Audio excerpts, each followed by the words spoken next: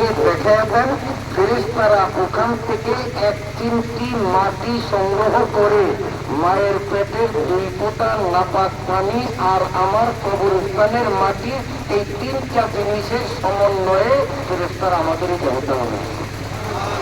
এই জন্য আমাদেরকে বলা হয় মাটির মানুষ। আমি আমার কবরের মাটি, আপনি আপনার কবরের মাটি।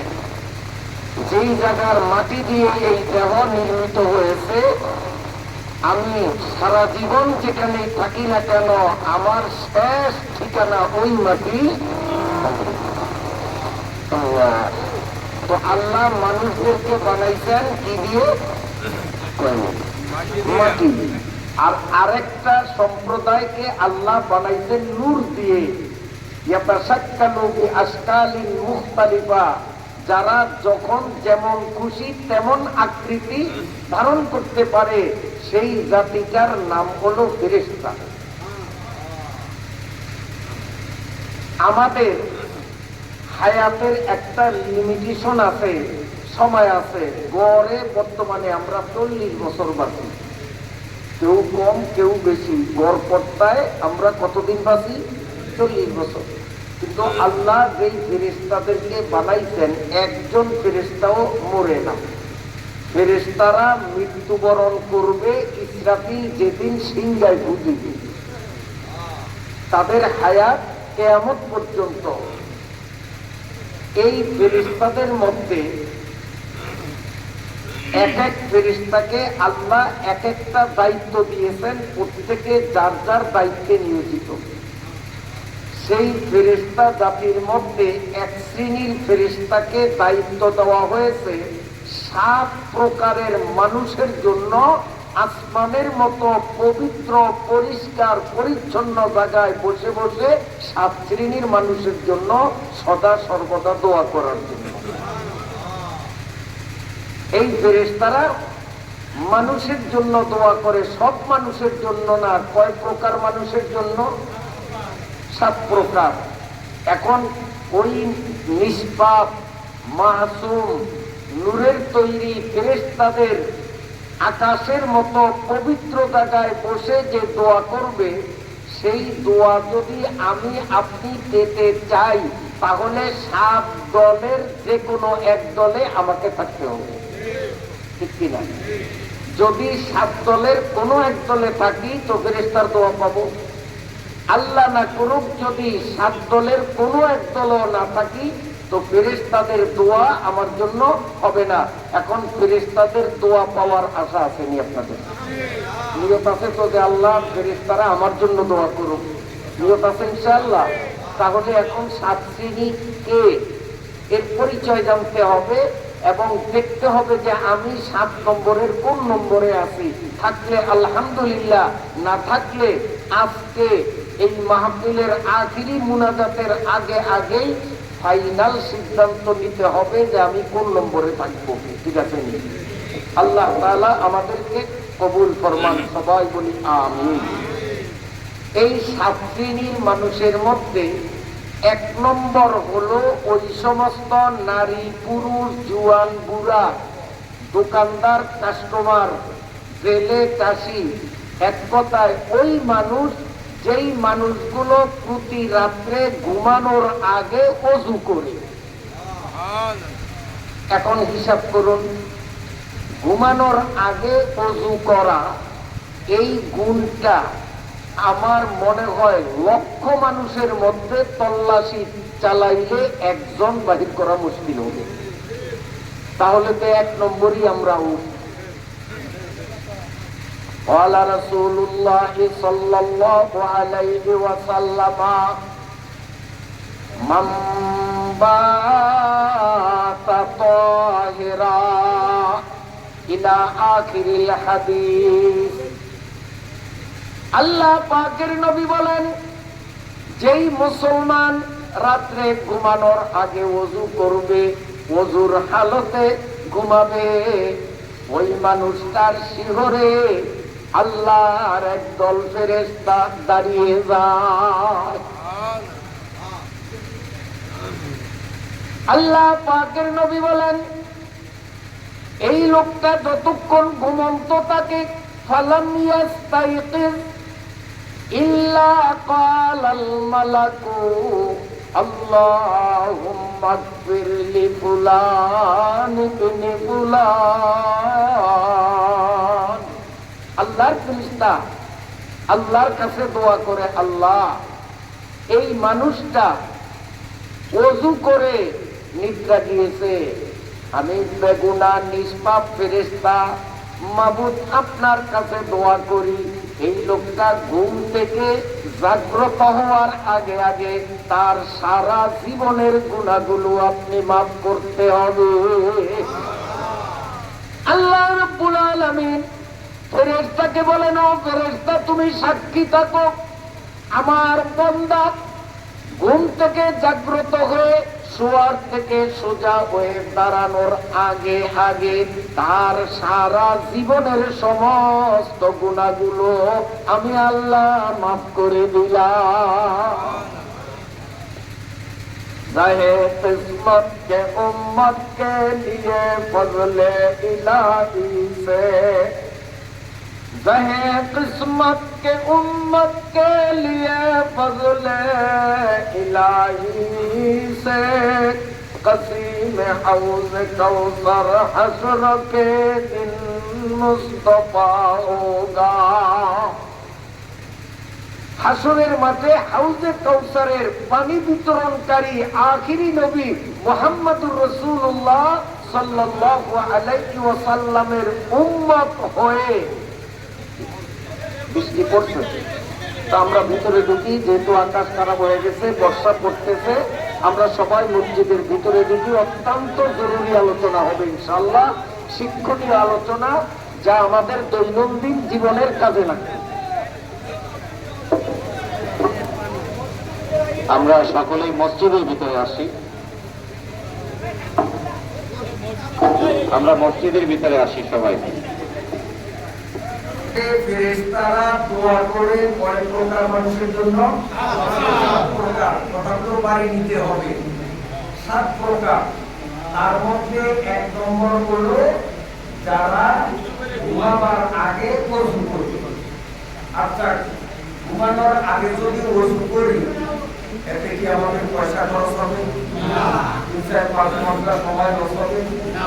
আমরা আজকে থেকে নিয়ত করি যে আজকে থেকেই শুরু হবে, যতদিন আল্লাহ আমাকে হায়াত দেয় আমি ওযু সারা জীবনে একদিনও ঘুমাবো না।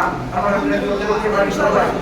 আল্লাহ তাআলা আমাদের তৌফিক দেন, আপনাদেরও তৌফিক দান করুন। আমিন। এটা 1 নম্বর। আচ্ছা, এবার 2 নম্বর, ফেরেশতারা আকাশে 2 নম্বরে ওই সমস্ত মানুষগুলোর জন্য দোয়া করে যে মানুষগুলো ফরজ নামাজ আল্লাহর ঘর মসজিদের প্রথম কাতারে পড়ে। অনেকে তো নামাজ পড়েই না, মুসলমান, গরু খাওয়া মুসলমান। আবার যারা নামাজ পড়ি ভাগ্য করে আগের ভাগের মসজিদে আসা সত্ত্বেও পিছনের কাতারে বসে। আপনাদের এলাকায় হয়তো এমন মুসলমান আসলো সবার আগে, তারপর পিছনে বসে সামনে বুঝতে পারে না। অথচ সেই ব্যক্তি বাড়ির থেকে মসজিদ অভিমুখে যখন রওনা দেয় তখন যদি মনে নিয়ত করে, আল্লাহ আমি তোমার ঘর মসজিদের নামাজ প্রথম কাতারে আদায়ের নিয়তে রওনা দিলাম, ওই লোকটা সেরা প্রথম কাতারে জায়গা যদি খালি পায় তাহলে সেখানে বলবে।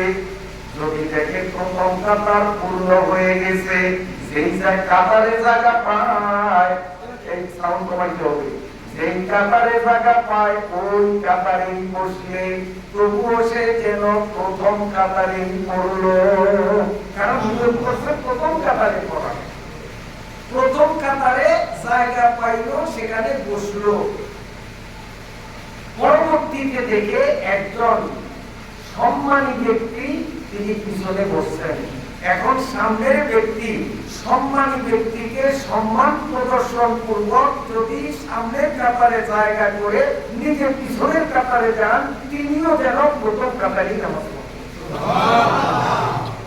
কিন্তু সামনের কাতারে যে আসে, মনে করেন একজন রিক্সাওয়ালা, সাধারণ নিম্নমানের ব্যক্তি আসছে এমপি সাহেব, এই জন্য এমপি সাহেবও ওই রিক্সাওয়ালাকে বলতে পারবে না, দুনিয়ার কোন ব্যক্তি বলতে পারবে না একটা জায়গাতে এমপি সাহেব আসছে, না বলার কোনো অধিকার নাই।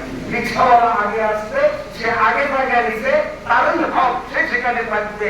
হ্যাঁ, রিক্সাওয়ালা যদি নিজের থেকে নিজে এমপি সাহেবকে দেখে, মাওলানা সাহেবকে দেখে, মেম্বার সাহেবকে দেখে যদি বলে সামনে আসেন, সামনে আসেন, সে পিছনে যায়, এটা জায়েজ আছে, বরং সে সামনের কাতারেই কেন নামাজ পড়বে।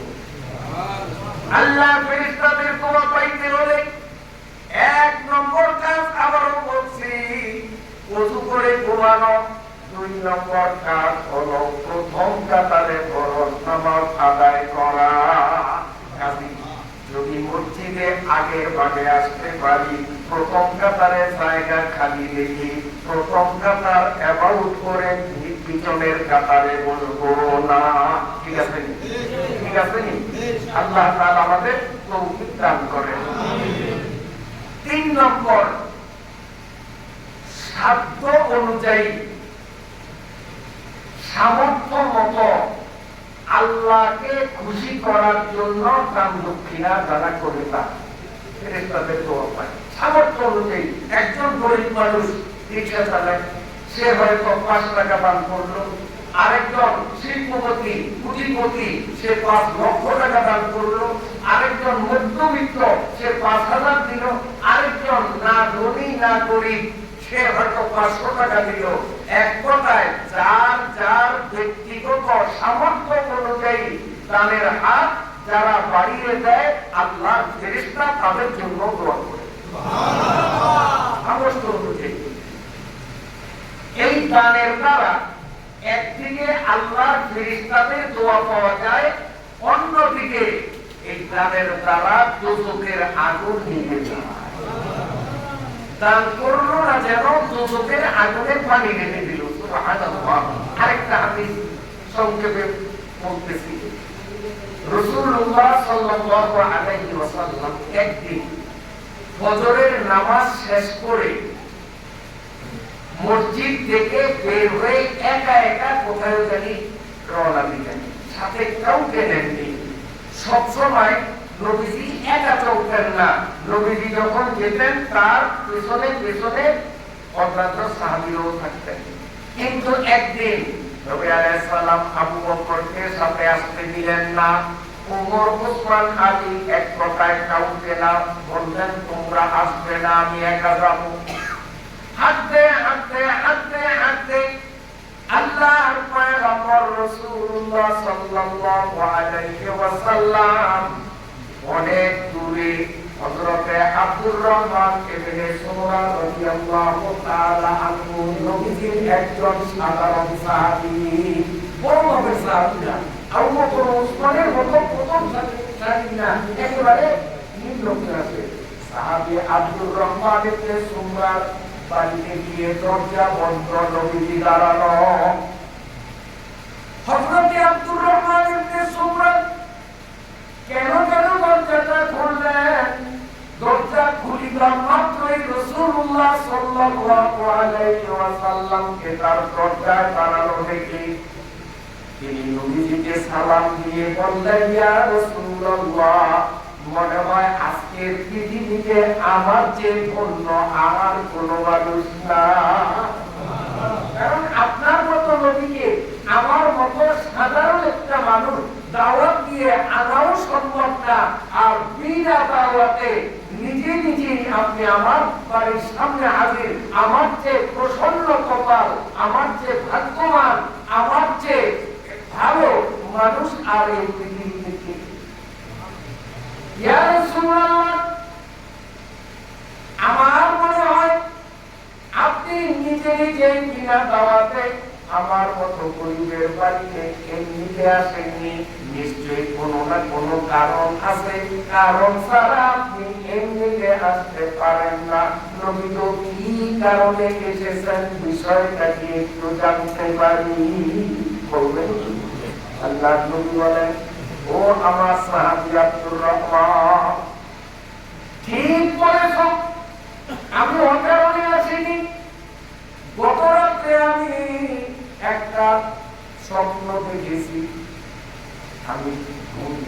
থেকে চিন্তা করলাম আমার স্বপ্নটা সর্বপ্রথম আমি কার নিকট শেয়ার করব, কার কাছে বলবো।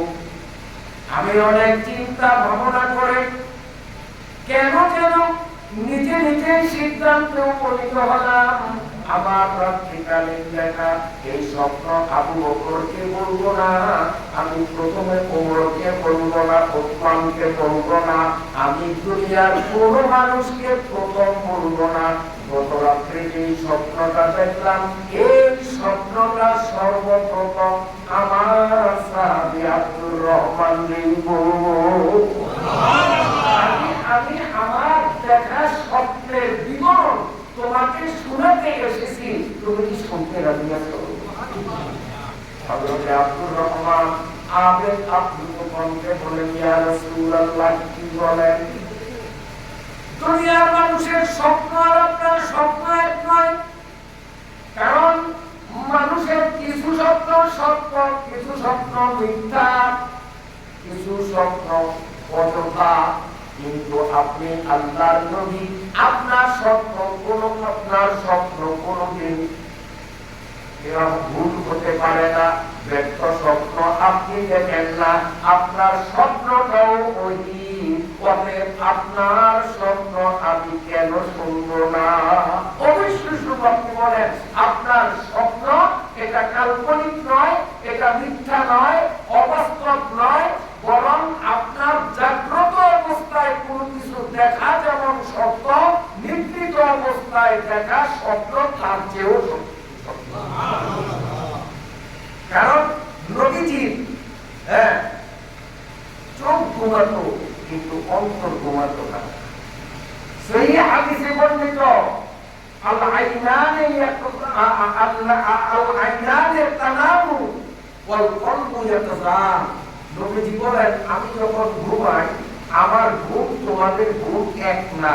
তোমরা যখন ঘুমাও তখন তোমাদের চোখও ঘুমায়, তোমাদের ব্রেনও ঘুমায়। আর আমি নবী যখন ঘুমাই শুধু চোখ ঘুমায়, আমার হুঁশ, জ্ঞান, ব্রেন, বিবেক, বুদ্ধি ওই জাগ্রত অবস্থায় যেমন ঘুমন্ত অবস্থায় একই রকম থাকে। ওদের তোমরা ঘুমাইলে তোমাদের ওযু ওঠে, আমি মুহাম্মদ রাসূলুল্লাহ ঘুমাইলে আমার ওযু ওঠে না, কারণ আমার হুঁশ জ্ঞান ঠিক থাকে। আল্লাহ পাকের নবী বলেন, আব্দুর রহমান শোনো, আমি স্বপ্নে দেখলাম এক অচেনা জায়গায় আমার একজন উম্মত, তাকে আজরাইল ফেরেশতা ধাওয়া করতেছে। আজরাইল ফেরেশতা সুই সুই উম্মতটারে যেন ধরবে, উম্মতটারে যেন ধরবে। একটুর জন্য ধরতে পারে না, কিন্তু চেষ্টা যথেষ্ট করে লোকটা তখন একেবারে পিছে আনা। আমি স্বপ্নের মধ্যে আমার ওই উম্মতের কোন উপকার করতে পারি নাই, কারণ আজরাইল যদি ওরে ধরে তাহলে আজরাইল কি আর রেখে যাবে? কি বলে, আজরাইল ধরলে তারে ঘুরিয়ে রাখা যায়? আমি তো আপনাদের এই দেশে বহু বছর আসি, আজকে চতুর্দিকে চেহারা ঘুরাইয়া দেখি আমার অনেক মহাপতি মানুষ আজরাইল ধরছে নিয়ে গেছে, রাখতে পারেন নাই। তাদের মধ্যে একজনের নাম না বললেই পারি না, মাস্টার আব্দুল্লাহ সাহেবের আব্বা নিজের প্রাণের চেয়েও আমাকে অতি মহব্বত করতেন। ওই আজকে সেই মানুষটা আজরাইল যদি কাউকে ধরে তো রেখে যায় না। আল্লাহ নবী বলেন, আমি দেখতেছি আজরাইল লোকটারে ধাওয়া করে ধরবে প্রায় এক ঘন্টা কাছাকাছি। লোকটা ভীত সন্ত্রস্ত হইয়া পালাবার চেষ্টা করে। আমি মুহাম্মদুর রাসূলুল্লাহ এই বিপদ মুহূর্তে আমার উম্মতের স্বপ্নের মধ্যে কোনো উপকার করতে পারলাম না। নবীজি বলেন, আমি আরেকটু সামনে আগাইলাম। আমি এবার দেখতেছি আমার একটা উম্মত ইবলিস শয়তান তারে খুব ডিস্টার্ব করতেছে, দেখতো আর বিরক্ত করতেছে। ওই লোকটা শয়তানের বিরক্তিকরণ থেকে নিজেকে রক্ষা করতে পারে না। একবার টাইমের কোথায়, কমেন্টে কোথায়, সাংঘাতিক আপনার বিরক্ত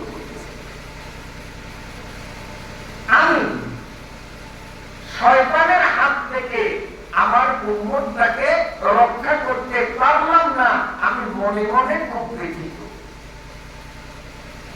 আল্লাহর নবী বলেন, ও আমার সাহাবী আব্দুর রহমান। এরপরে আমি আরেকটু সামনে আগাইলাম, এবার স্বপ্নে দেখতেছি বনি ইসরাইলের 70,000 নবীদের একটা মিটিং বসছে। ইব্রাহিম, তারপরে মুসা, ঈসা, নূহ, এই সব নবীরা মিটিং এ বসছে। আমার একজন উম্মত, নবী বলেন আমি স্বপ্নে দেখি আমার একটা উম্মত ওই মিটিং এর মধ্যে গিয়ে নবীদের পাশে বসার জন্য যখন চেষ্টা করছে, তাদের মধ্য থেকে একজন এসে আমার উম্মতটার হাত ধরে টান মারলো আর বলল, তুমি কে? তুমি তো নবী নয়, তুমি একজন উম্মত মাত্র। এখানে নবীদের মিটিং, তোমার এখানে বসার কোনো অধিকার নাই। আমার উম্মতের হাত ধরে টেনে টেনে মসজিদ থেকে দূরে সরিয়ে দিল।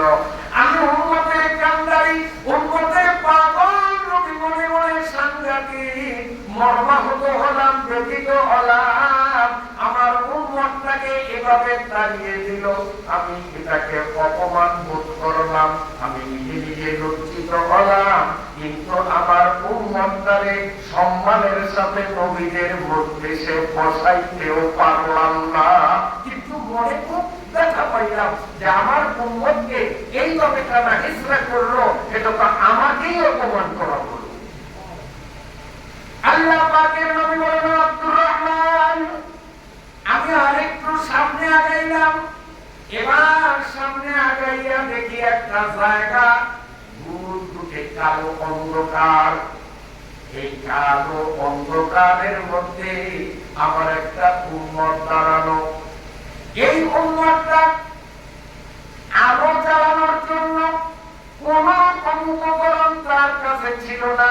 ওই অন্ধকার থেকে বের হওয়ার মতো কোন পথ খুঁজে পাচ্ছিল না। আমি নিজে নিজে তখন খুব মর্মাহত, এমন বিপদ মুহূর্তে আমার অন্ধকারে নিমজ্জিত উম্মতের জন্য আলোর ব্যবস্থা করতে পারলাম না। আমার মনে খুব খারাপ লাগতেছে, খুব কষ্ট হয়েছে। ও আব্দুর রহমান, আমি আরেকটু আগাইলাম। এবার আগাইয়া দেখি আমার আরেকজন উম্মত পানির পিপাসায় কাতর হয়ে ছটফট করতেছে, এক ফোঁটা পানির জন্য চিল্লাচিল্লি করতেছে। কিন্তু একটা মানুষও আমার উম্মতের জন্য এক ফোঁটা পানি সরবরাহ করলো না। আমি নবীও এই পিপাসার্থ উম্মতের এক ফোঁটা পানি দিয়ে শীতল করতে পারলাম না। আমার মনে সাংঘাতিক ব্যথা। আমার নবী বলেন, আব্দুর রহমান, আমি আরেকটু আগাইলাম। শব্দের মধ্যে আমি দেখতেছি, আমি আরেকটু আগাইলাম।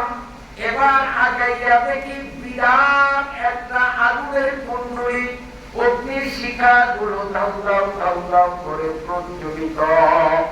মাঝখানে একটু জায়গা আগুন মুক্ত, ওই জায়গায় আমার একটা উম্মত দাঁড়ানো।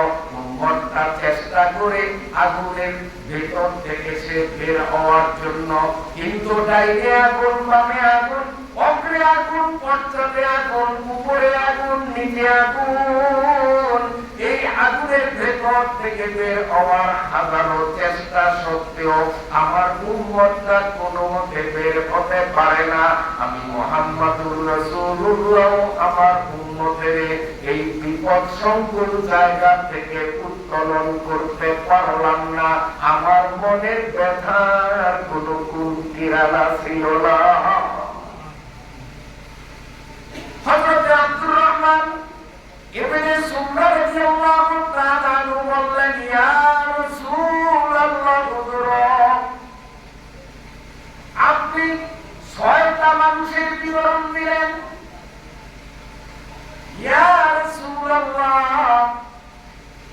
আপনি স্বপ্নে 6টা মানুষকে দেখলেন, শুধু লিস্টের মতো শুনলাম, এগুলোর ব্যাখ্যা তো আমি বুঝলাম না। কি দেখলেন, এর অর্থ কি?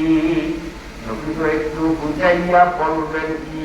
আল্লাহ পাকের নবী বলেন, ও আব্দুর রহমান, এক নম্বরে যেই মানুষটারে আমি দেখেছিলাম আজরাইল ধাওয়া করছে, মনে আছে তো? এক নম্বরে দেখছি আজরাইল দৌড়ে ধরার জন্য, আর লোকটা জান বাঁচাবার জন্য, আজরাইলের হাত থেকে আত্মরক্ষার জন্য সে শক্তি প্রয়োগ করে দৌড়াচ্ছে।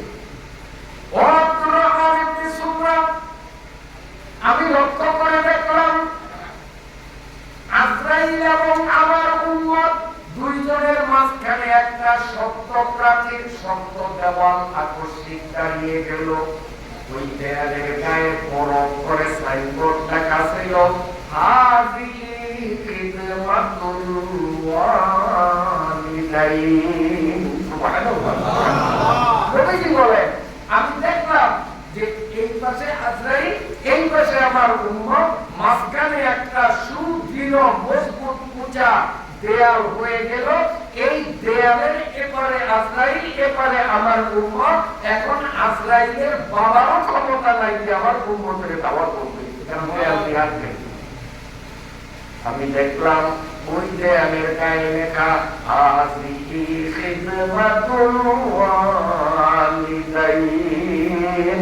নবী বলেন, ও আব্দুর রহমান ইবনে সুমরা, আমার উম্মতের মধ্যে যাদের মা বাবা এখনো জীবিত আছে, ওই উম্মতগুলো গর্ভধারিণী মা জন্মদাতার বাবার খিদমত যদি যথারীতি পালন করে, আল্লাহ রাব্বুল আলামিন তার হায়াতকে প্রলম্বিত করবেন। মন চাইলেই আজরাইল তাকে মরণ ভাবে ফেলতে পারবে না। আয়াতকে আল্লাহ লম্বা করে দিলেন। এই দেওয়ালটা হলো মা বাবার খিদমতের দেয়াল। মা বাবার খিদমতের বরকতে আজরাইলের গ্রেফতারি থেকে আল্লাহ তাকে রক্ষা করছেন। সে ধরা পড়বে আরো অনেক পরে, কিছুকাল সে আজরাইলের হাত থেকে রক্ষা পাবে।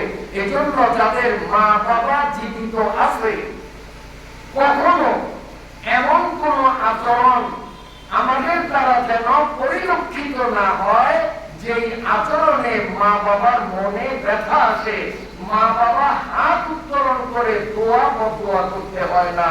সন্তানের আচরণে মা বাবার মন যদি সন্তুষ্ট হয়, এটাই অটোমেটিক দোয়া। আর যদি মা বাবার মনে ব্যথা পায়, এটাই অটোমেটিক বদদোয়া, সন্তানের জন্য অকল্যাণ। ও আব্দুর রহমান ইবনে সুমরা, দুই নম্বর আমি দেখেছিলাম যেই মানুষটাকে চতুর্দিক থেকে শয়তান ত্যাক্ত করে, বিরক্ত করে, মনে আছে নবী আলাইহিস সালাম বলেন, আমি দেখলাম এই পাশে শয়তান, এই পাশে আমার উম্মত। শয়তান তাকে ত্যাক্ত আর বিরক্ত করে, উত্ত্যক্ত করে।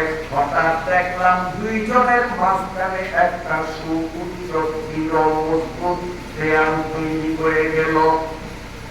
এই দেয়ালের মধ্যে বড় করে লেখা ছিল হাযা যিকরুল্লাহ। সুবহানাল্লাহ। আল্লাহর নবী বলেন, আব্দুর রহমান, শয়তান আমার উম্মতকে বিরক্ত করতেছে। এই শয়তানকে তাড়াবার জন্য যে দেয়াল দেয়া হলো, এটা ইট বালির তৈরি দেয়াল না। এই দেওয়াল হলো মাওলার জিকিরের দেওয়াল। যেই মানুষগুলো নিয়মিত মাওলার জিকির করবে, ওই মানুষগুলো আর শয়তানের মাঝখানে এই জিকিরটা দেয়াল হয়ে যাবে। শয়তান তাদের আর ডিস্টার্ব করতে পারবে না। রাসূলুল্লাহ সাল্লাল্লাহু আলাইহি ওয়াসাল্লাম, আশ-শাইতানু জাসিমুন আলা কলবি বনি আদম ইযা যাকারাল্লাহা খানাসা ওয়া ইযা গাফালা ওয়াসওয়াসা। নবী বলেন, শয়তান মানুষকে ডিস্টার্ব করে, খোঁচা দেয়, ওয়াসওয়াসা দেয়, কিন্তু মানুষ যখন মাওলার জিকির শুরু করে, শয়তান সেখান থেকে পালিয়ে যায়। দেয়াল হয়ে যায়, দেয়াল হয়ে যায়। এই দেয়াল ভেদ করে শয়তানের দাঁড়ানোর ক্ষমতা নাই, আমার উম্মতকে ডিস্টার্ব করবে। এই জন্য জিকিরের দরকার আছে। এখন জিকির কি? একটা জিকির তো হলো প্রচলিত জিকির, লা ইলাহা ইল্লাল্লাহ। এই যে জিকির করি আল্লাহ আল্লাহ ইল্লাল্লাহ, এই একটা জিকির। আরেক প্রকারের জিকির নির্ধারিত জায়গায় নির্ধারিত সময় শরীয়তের পক্ষ থেকে নির্ধারিত যে দোয়া কালামগুলো আল্লাহর নবী শিখিয়েছেন, ওই নির্ধারিত সময়ে নির্ধারিত জায়গায় ওই দোয়াগুলো পাঠ করা, এটাও গুরুত্বপূর্ণ জিকির। যেমন মসজিদে ঢুকবো তখন দোয়া, মসজিদে ঢুকতে দোয়া আছে না নাই? মসজিদ থেকে বের হবো দোয়া আছে না নাই? বাথরুমে যাবো দোয়া আছে না নাই? ভ্রমণ করবো দোয়া আছে না নাই? এক কথায় মুসলমানের সব কাজের শুরুতেই দোয়া আছে। এই দোয়াগুলো গুরুত্বপূর্ণ, কার্যকর, শক্তি সম্পন্ন দেয়ার এই জিকিরগুলো কারণে শয়তান তার কোনো ক্ষতি করতে পারে না। এই জিকিরের মধ্যে গুরুত্বপূর্ণ আরেক প্রকারের জিকির হলো তিলাওয়াতুল কুরআন। কোরআন শরীফ তিলাওয়াত করা এটাও গুরুত্বপূর্ণ জিকির। এই জন্য নিয়মিত কোরআন শরীফ তিলাওয়াত করব। যারা তিলাওয়াত জানি দেখে দেখে কোরআন শরীফ পড়ব। আর যারা চোখ থাকিতেও অন্ধ, কপাল যে এতই মন্দ, চোখ থাকিতেও অন্ধ, কোরআন শরীফ দেখে পড়ার যোগ্যতা নাই, সেই ভাইদেরকে বলবো, আপনি কোরআন শরীফ দেখে দেখে পড়তে জানেন না বটে, অন্তত আলাম তারা থেকে কুল আউযু বিরাব্বিন নাস পর্যন্ত ছোট্ট ছোট্ট সূরাগুলো শতভাগ মুসলমানের মুখস্থ রয়েছে।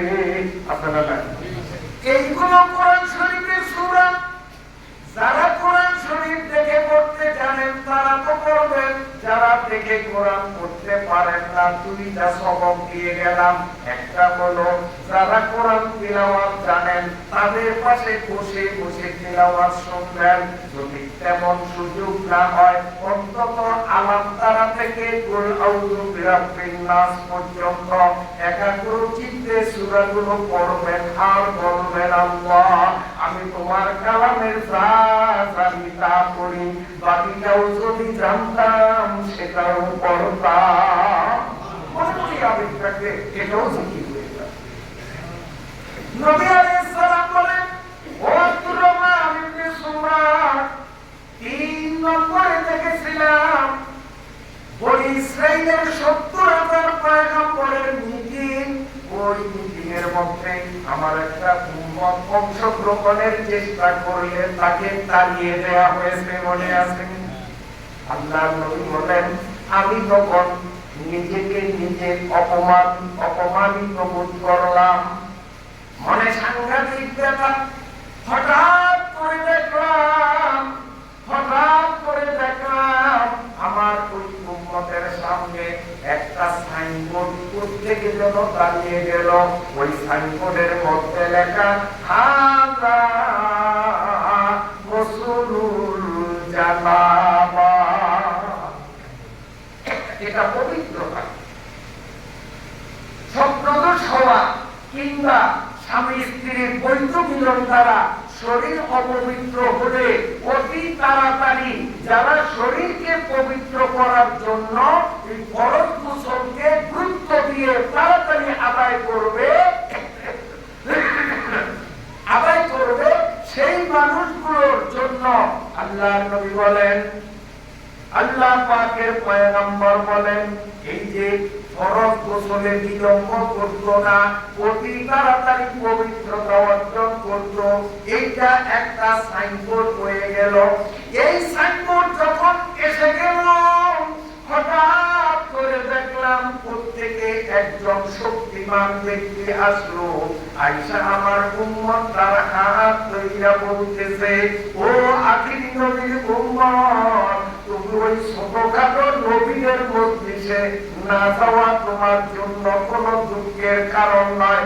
আসো, তোমারে নবীদের নবী আখিরি নবীর কোলে চড়াইয়া দিলাম। ওই লোকটা আয়েশা আমার উম্মতটারে আমার কোলে বলতেছে। কারণ কি? ফরজ গোসল তাড়াতাড়ি করা।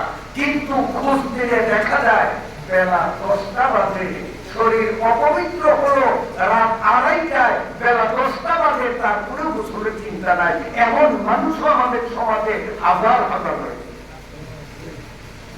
আমার কথা কি আপনারা বিরক্ত হলে আমার উপর নয়, নবীর উপরে হয়ে। এগুলো নবীজির কথা। আর নবীজির নিদ্রা অনিদ্রা সমান। নবীজির স্বপ্ন, এটাও শরীয়তের দলিল। নবীজির স্বপ্ন 100% সঠিক এবং সত্য।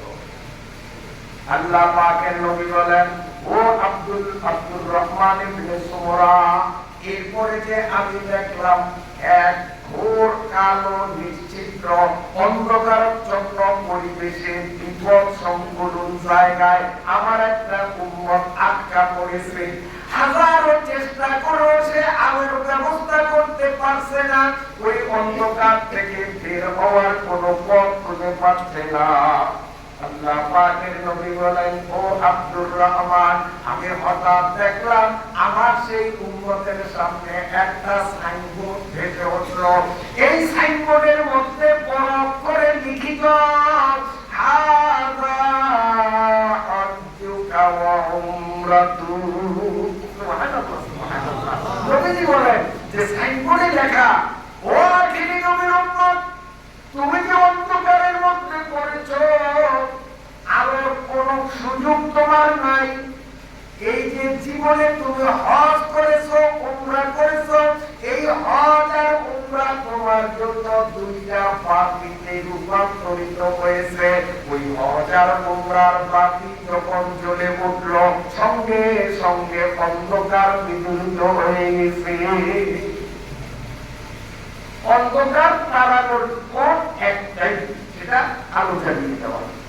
আলো না জ্বালিয়ে যদি অন্ধকারকে লাঠি পেটা করি, গুলি মারি, কি বলেন, অন্ধকার পালাবে? সাবাল দিয়ে যদি অন্ধকারকে পিটাই, ঘন্টা মারি, কি বলেন, রাতে অন্ধকার? অন্ধকার তাড়ানোর ব্যবস্থা একটাই, সেটা কি? আলো জ্বালিয়ে দেওয়া। হজ আর উমরা হলো আলো।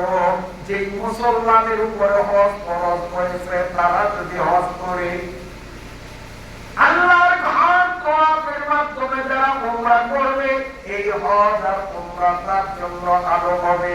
তার কবরে অন্ধকার থাকবে না, মিজানে অন্ধকার থাকবে না, হাসরে অন্ধকার থাকবে না।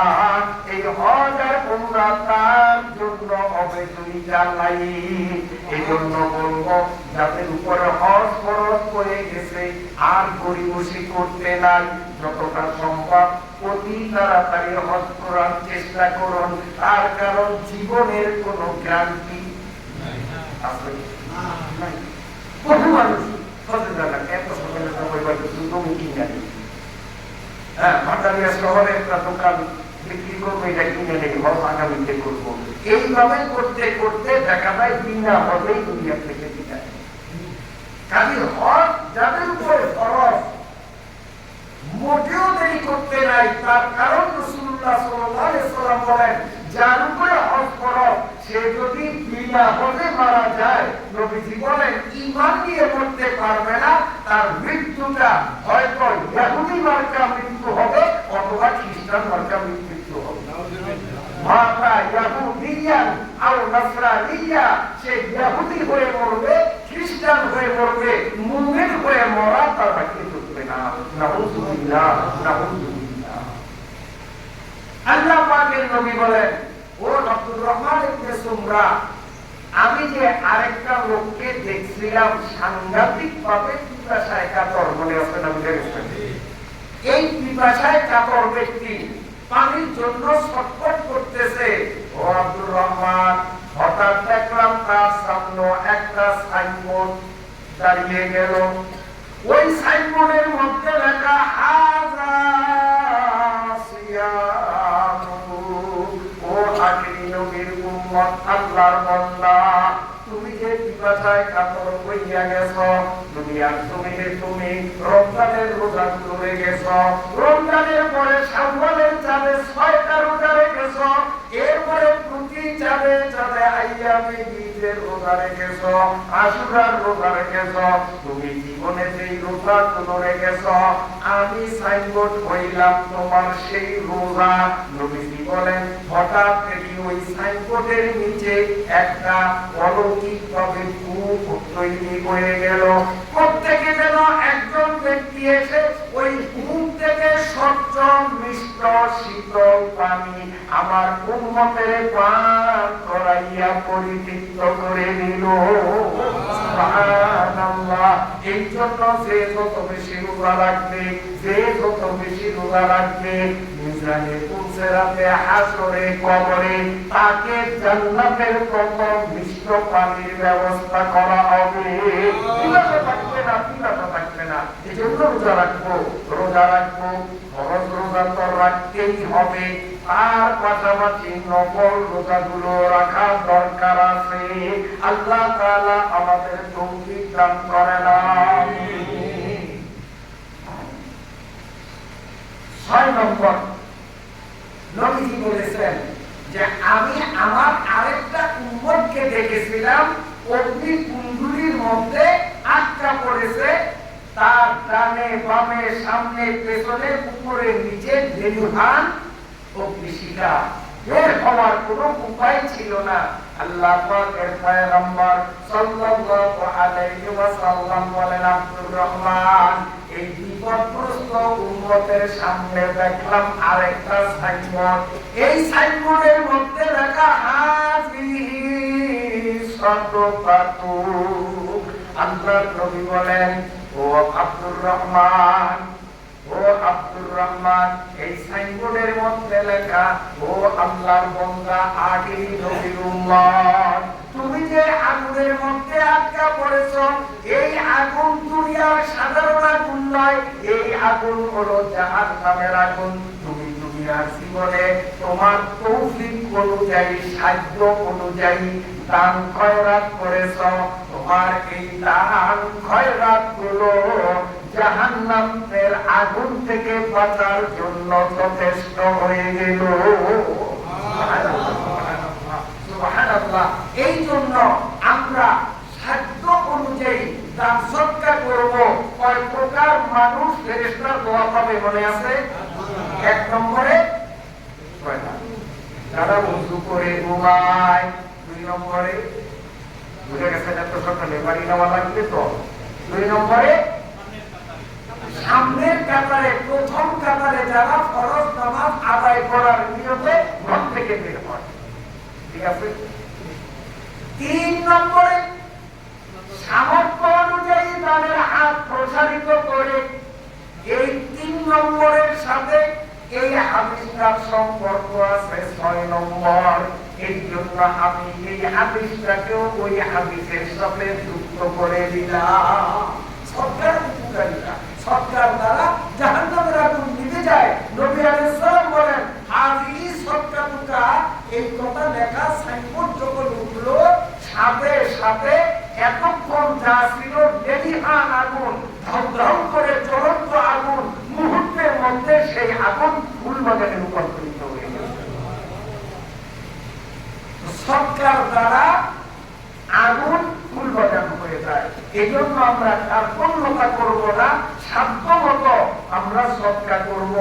এই 7 শ্রেণীর মধ্যে 4 নম্বর ওই মানুষ, যেই মানুষগুলো হাঁটতে, চলতে, উঠতে, বসতে, শয়নে, স্বপনে অধিক মাত্রায় নবী আলাইহিস সালামের প্রতি দুরূদ পড়ে। যারা দুরূদ বেশি বেশি পড়ে, আল্লাহর ফেরেশতারা দোয়া করে, ও মাবুদ, তোমার অমুক বান্দা ওই যে বসে বসে দোয়া করে, ওই যে তোমার বান্দা রাস্তায় চলা অবস্থায় দোয়া করে, ওই যে তোমার বান্দা খেতে কাজ করে তখনও দুরূদ পড়ে, আল্লাহ তুমি তোমার বান্দারে মাফ করে দাও। আল্লাহ বলেন, ও ফেরেশতা, আমি মাফ করে দিলাম। শ্রেণীর মানুষ ফেরেশতার দোয়া পায়।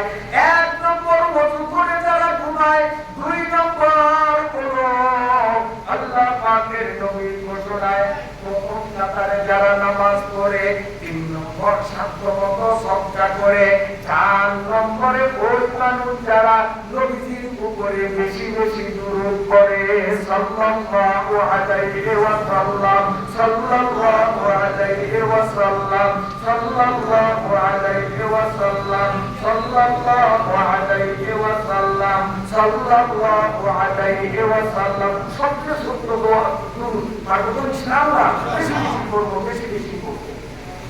একবার যে দুরূদ পড়ে আল্লাহর পক্ষ থেকে 10টা রহমত তার উপরে হচ্ছে।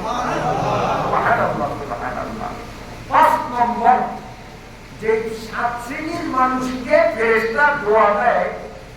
7-এর 5 নম্বর হলো ওই সমস্ত নারী আর পুরুষ যারা নিজের জন্য যখন দোয়া করে তখন দোয়া এককভাবে নিজের জন্য নয়, বরং অপরকেও দোয়ার মধ্যে শামিল করে। দোয়াকে যত ব্যাপক করা যায় ওই দোয়া তত তাড়াতাড়ি আল্লাহর কাছে কবুল হয়, এবং এই ব্যাপকভাবে যারা দোয়া করে আল্লাহর ফেরেশতার দোয়া তারা পায়।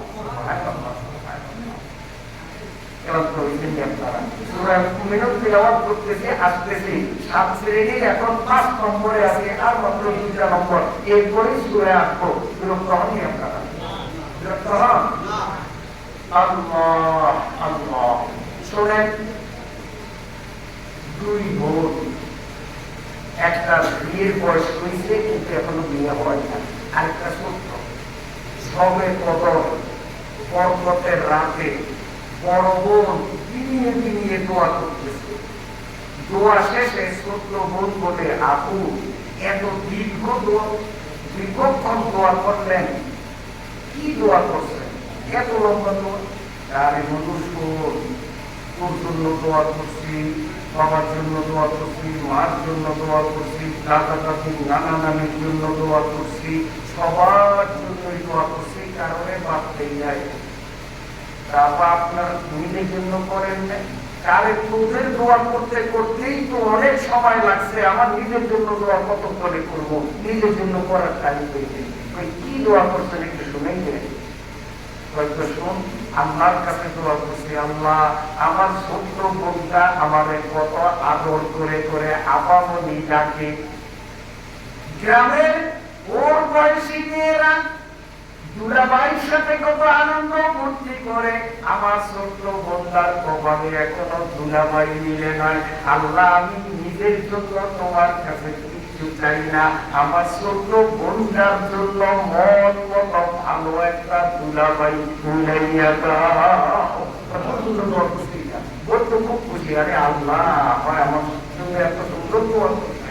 তার বাবা মার জন্য দোয়া করছি, আল্লাহ যেই বাবা মার জন্ম দিলেন, মা গর্ভধারণ করে কষ্ট করেছে, আল্লাহ আমি নিজের জন্য কিচ্ছু চাই না, আমার মা বাবার মনে কত ব্যথা, ভালো একটা জামাই পাওয়ার আশায় তারা পাগল পারা, আল্লাহ তুমি মেহেরবানি করিয়া আমার মা বাবাকে একজন উপযুক্ত জামাইয়ের ব্যবস্থা করে দাও। মা বাবার জন্য দোয়া করছি, আমার জন্য করি যায়, দাদা দাদির জন্য দোয়া করছি, আল্লাহ আমার দাদা দাদিকে একজন যোগ্য নাতি জামাই মিলিয়ে দাও। নিজের জন্য দোয়া করতে পারি না। আচ্ছা বলেন তো, এখন বোনের জন্য, মা বাবার জন্য, দাদা দাদি নানা নানির জন্য দোয়া করছে, যদি দোয়া কবুল হয়ে যায় তো যাদের জন্য দোয়া করছে তারা বেশি লাভবান হবে না যে দোয়া করছে সে লাভবান বেশি? যদি উপযুক্ত নাতি জামাই, উপযুক্ত জামাই, উপযুক্ত দুলাভাই যদি হইয়াই যায়, ওরা যা জিতবে তার সে লক্ষ কোটি গুণ বেশি কিন্তু দুর্নীতি। এই জন্য দোয়া নিজের জন্য করতে নাই, দোয়ার মধ্যে কোন কার্পণ্যতা করতে নাই, দোয়াকে যত ব্যাপক করা যায় ওই দোয়ায় আল্লাহ খুশি হয়ে যান। যারা এইভাবে ব্যাপক ভাবে সমস্ত উম্মতে মুহাম্মদিয়ার জন্য দোয়া করবে, আল্লাহর ফেরেশতারা আসমানে থেকে তার জন্য দোয়া করি, আল্লাহর কাছে দোয়া করি। ও মাহবুব, আজকে এই 3 দিন ব্যাপী ওয়াজ মাহফিলের আখেরি অধিবেশনে আল্লাহ তোমার পবিত্র ঘর জামে মসজিদে বসে এতগুলো নেককার ইমানদার মুসল্লিদের নিয়ে তোমার কাছে অন্তর থেকে দোয়া করি। আয় আল্লাহ, ইরানে এবং ফিলিস্তিনে সারা পৃথিবীর যেখানে অমুসলিম বেঈমানরা, অমুসলিম মুসলমানদের দুশমনরা মুসলমানদের উপরে অন্যায়ভাবে অত্যাচার করে, আয় আল্লাহ তুমি মুসলিমদের দুশমনদের তোমার নিপুণ কুদরত দিয়ে দুনিয়ার থেকে ফিনিশ করে দাও। আল্লাহ মুসলমানদের অবস্থার পরিবর্তন করে দাও। আয় আল্লাহ ইরানের শান্তি প্রতিষ্ঠিত করে দাও। আয় আল্লাহ ফিলিস্তিনের মুসলমানদের মুখে হাসি উঠাইয়া দাও। আল্লাহ মুসলমানদের দুশমনকে কিয়ামত পর্যন্ত দুনিয়ার থেকে ফিনিশ করে দাও। আমিন আমিন। আল্লাহ নবী বলেন, ও আব্দুর রহমান ইবনে সুমরা, 7 শ্রেণীর মানুষ আকাশের ফেরেশতাদের দোয়া পায়, তাদের মধ্যে সর্বশেষ 7 নম্বর হলো আমার উম্মতের ওই মানুষ যারা আত্মীয় অনাত্মীয় নয়, যে কোনো মুসলমান রুগ্ন হলো, অসুস্থ হলো, সংবাদ পেয়ে অসুস্থ মানুষটাকে দেখার জন্য, তাকে সান্ত্বনা দেওয়ার জন্য ঘর থেকে রওনা দিয়ে ওই অসুস্থ মানুষের কাছে যাওয়ার আগে আগে ফেরেশতারা দোয়া করে, আল্লাহ তুমি তোমার বান্দাটাকে maaf করে দাও। আল্লাহ রাব্বুল আলামিন বলেন, ও ফেরেশতা, আমার বান্দা রোগী বাড়ি পৌঁছার আগে আগে মাঝপথে থাকতেই আমি আল্লাহ আমার বান্দার জীবনের সমস্ত গুনাহগুলো maaf করে দিলাম। এজন্য কোন লোক যদি অসুস্থ হয়, তাকে দেখতে গেলে লাভ না লস। 1 নম্বর লাভ হলো ফেরেশতাদের দোয়া পাওয়া যায়। 2 নম্বর লাভ হলো আল্লাহ পাকের নবী বলেন, যেই ব্যক্তি একজন রোগী দেখতে রওনা দিবে, তখন থেকে 70,000 ফেরেশতা 12 ঘন্টা পর্যন্ত তার জন্য এই পৃথিবীতে বসে দোয়া করে। আকাশের ফেরেশতারা তো দোয়া করে করে এই পৃথিবীর থেকেও 70,000 ফেরেশতা এই লোকটার জন্য দোয়া করে 12 ঘন্টা পর্যন্ত সেই দোয়া অব্যাহত থাকে। সুবহানাল্লাহ। আল্লাহ পাকের নবী বলেন, একজন রুগ্ন ব্যক্তিকে দেখতে যেই ব্যক্তি রওনা দিল, আল্লাহ রাব্বুল আলামিন ওই ব্যক্তির জন্য জান্নাতে সোনার ইটের তৈরি একটা বিল্ডিং রেজিস্ট্রি করে দেয়। সুবহানাল্লাহ সুবহানাল্লাহ। এজন্য কোন রুগ্ন ব্যক্তি, অসুস্থ ব্যক্তি, চাই কঠিন রোগ হোক, নরমাল রোগ হোক, আমরা খবর পেলেই তাকে দেখতে যাব, এমন একটা নিয়োগ করা যায় ইনশাআল্লাহ। এতে রুগ্ন ব্যক্তির লাভ না, লাভ হবে যিনি দেখতে গেলেন তার লাভ। আল্লাহ তাআলা আমাদেরকে তৌফিক দান করেন। সূরা থেকে তিলাওয়াত করছি, মনে আছে না ভুলে গেছেন? বরং আউযু বিল্লাহি